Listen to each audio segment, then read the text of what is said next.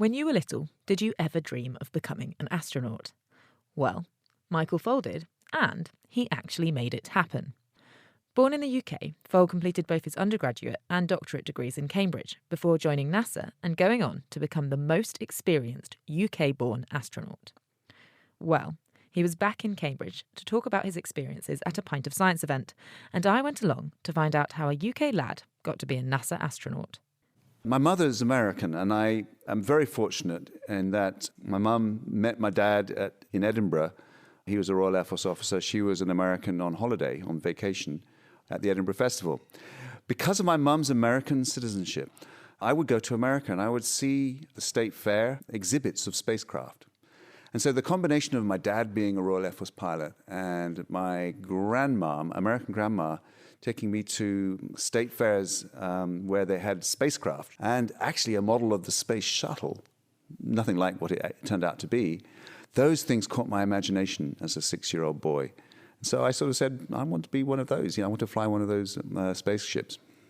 And having an American mum gave you the opportunity. Gave me the keys to NASA, because you have to be an American citizen to be an American astronaut.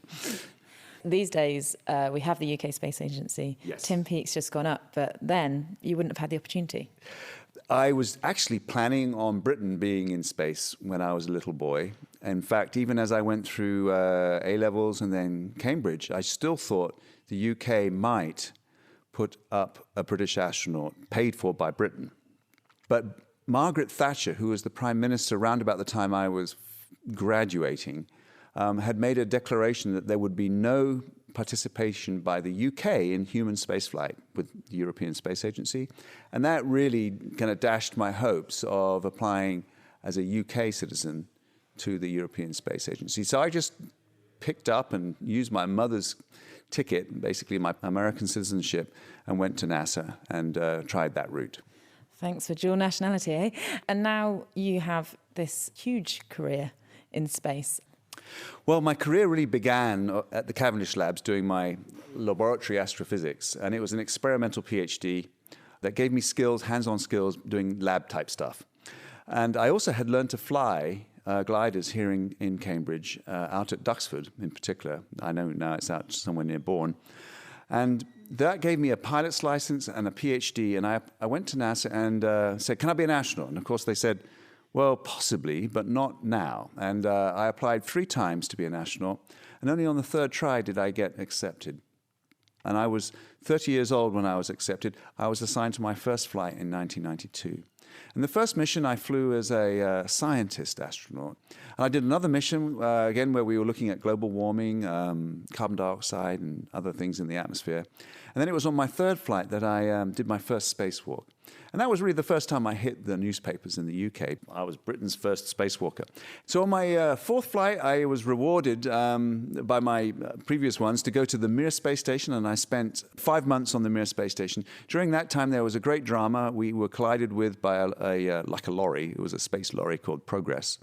And it caused us to lose atmosphere and lose power, and it was a great space drama. I'll be telling that story tonight to the guests here.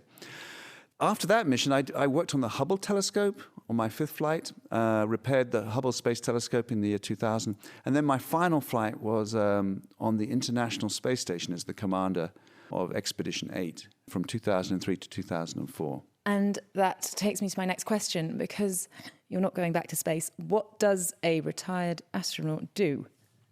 I formed my own company when I retired from NASA in 2013, and I basically provide testing and support for new commercial space rockets. For example, Richard Branson's rocket, it's called Spaceship Two. I've worked on his rocket motor with a big team out in the Mojave Desert.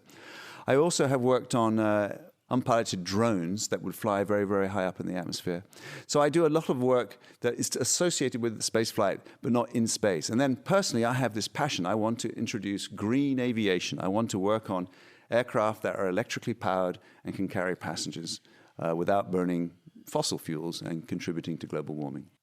And wouldn't that be amazing? That was Michael Foale speaking to me at a Pint of Science event.